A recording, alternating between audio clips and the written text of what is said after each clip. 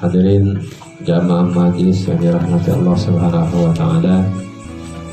Kita tidak pernah terlepas badan kita atau tubuh kita daripada mengkonsumsi beras atau nasi.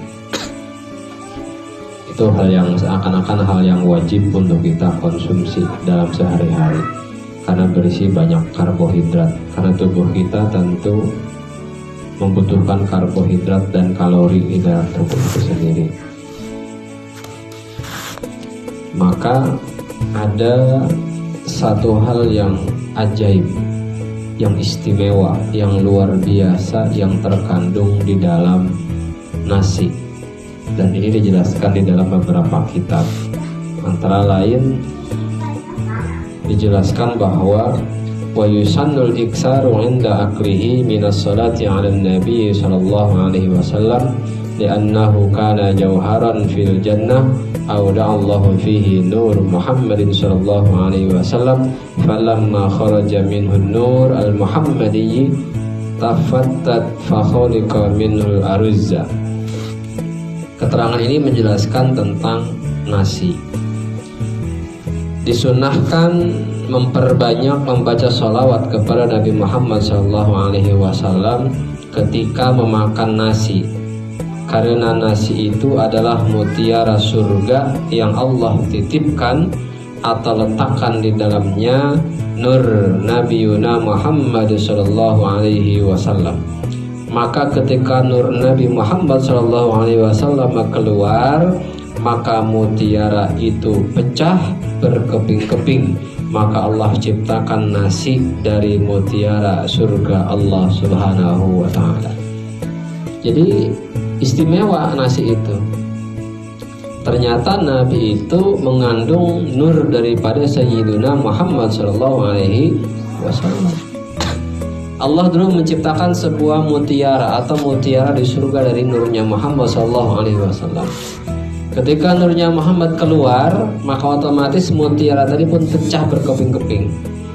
Dan ternyata dari pecahan mutiara tadi Allah jadikan nasi. Maka ketika kita mau makan nasi, disunahkan memperbanyak membaca sholawat Nabi. Jadi ini asal muasalnya. Kenapa disunahkan baca sholawat Nabi ketika mau makan nasi? Ternyata nasi tercipta dari nurnya Muhammad Sallallahu Alaihi Wasallam. Ini mulianya nasi.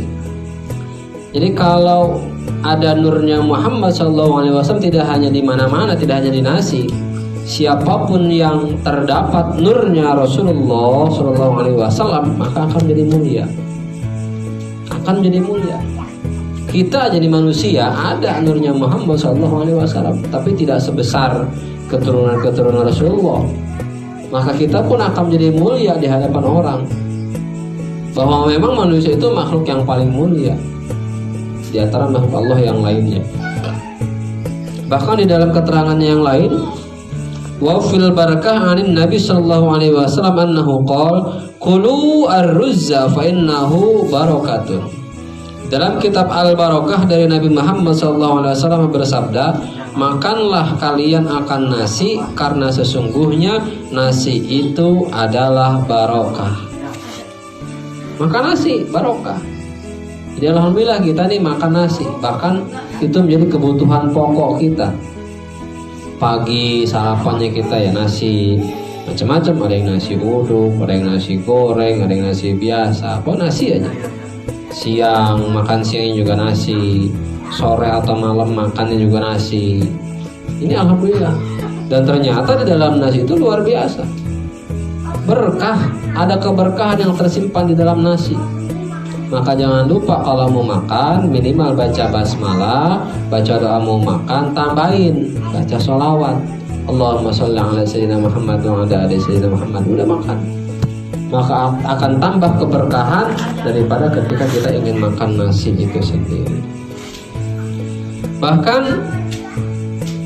Sayyidina Ali bin Abi Thalib pun berkata, An Ali bin Abi Thalib karramallahu wajha, inna kulla man tabahul ardu fihi dawaun wa da'un illa ar-ruzza fa innahu shifaun la da'un fi. Sayyidina Ali berkata, sesungguhnya setiap sesuatu yang tumbuh di bumi itu mengandung obat dan penyakit, kecuali nasi. Bahwa sesungguhnya nasi mengandung obat dan tidak ada penyakit di dalam nasi. Tuh. Semua tumbuh-tumbuhan itu mengandung obat dan penyakit, tapi cuma ada satu yang tidak.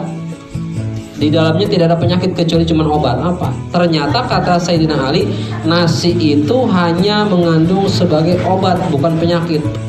Loh, katanya kalau orang yang banyak makan nasi putih punya penyakit tertentu, jangan, katanya pusing. Ya, karena ada penyakit bawaan. Tapi kalau orangnya sehat, tambah sehat. Kalau teratur makan nasinya, insya Allah. Siapa yang mengatakan? Sayyidina Ali bin Abi Thalib.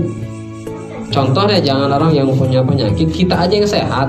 Kalau terlalu banyak makan nasi, karena kita nggak ngikutin aturan, ini kan perut kita kan kembung nih, kencang luar biasa.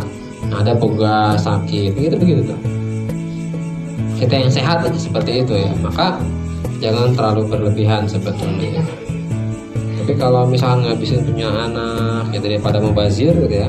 Bahkan orang-orang dulu, ulama-ulama dulu tuh nggak pernah menyisakan nasi walaupun satu butir, ya. Dan kita diajarkan oleh guru-guru kita, kalau makanan nggak habis, maka kita niatkan untuk sedekah dengan makhluk Allah yang lain. Kita buang, tapi niatkan sedekah. Ada di situ semut, ada di situ mungkin belalang, ada di situ mungkin ayam, kucing dan lain sebagainya. Maka kalau kita niatkan sedekah, insya Allah berpahala di sisi Allah. Dan ternyata dari keterangan di atas itu, nasi diciptakan oleh Allah Subhanahu wa taala dari nurnya Muhammad sallallahu alaihi wasallam. Oleh karenanya sunnah kita baca sholawat. Jadi keterangan ini ada dalam kitab Syarah Sitin Masalah. Ada di halaman 124. Kebetulan ada kitabnya. Kemudian tidak hanya dalam kitab Syarah Sitin Masalah, ternyata dijelaskan juga di dalam kitab Bajuri. Di dalam kitab Al-Bajuri Al-Allamah Al-Fadil Al-Syekh Ali bin Qasim Al-Bajuri diterangkan bahwa wa tusannus shalah 'alan nabi sallallahu alaihi wasallam inda aklihi li'annahu khuliqa min nurihi. Dan disunahkan membaca sholawat kepada Nabi Muhammad sallallahu alaihi wasallam ketika memakan nasi, karena nasi diciptakan dari nur Sayyiduna Muhammad sallallahu alaihi wasallam. Jadi ada dua keterangan nih. Kita disunahkan untuk membaca sholawat ketika makan nasi. Pertama dalam kitab Syarah Sitin Masalah. Yang kedua dalam kitab Bajuri Ali bin Qasim, kitab fikih dijelaskan. Dalam kitab Bajuri itu halaman 264. Setiap kali kita ingin makan nasi disunahkan untuk baca sholawat Nabi. Setiap mau makan nasi disunahkan untuk membaca sholawat Nabi. Kenapa? Karena nasi tercipta daripada nurnya Sayyiduna Muhammad sallallahu alaihi wasallam. Nah, oleh sebab nasi diciptakan dari nurnya Muhammad sallallahu alaihi wasallam, maka jangan kita menghina nasi, jangan mencela nasi. Secara tidak langsung berarti kita mencela nurnya Muhammad sallallahu alaihi wasallam. Nah, ini satu pelajaran untuk kita bersama, bahwa ternyata ketika makan nasi disunahkan kita untuk membaca sholawat Nabi Muhammad sallallahu alaihi wasallam karena mengandung nurnya Muhammad sallallahu alaihi wasallam. Dan gak rugi kita baca sholawat, dapat pahala.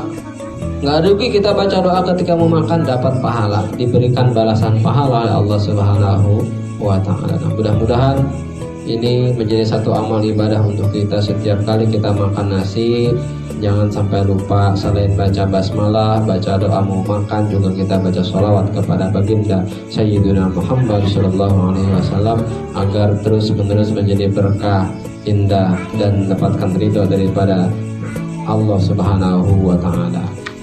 Alhamdulillah, itu saja ta'lim kita pada malam hari ini. Mudah-mudahan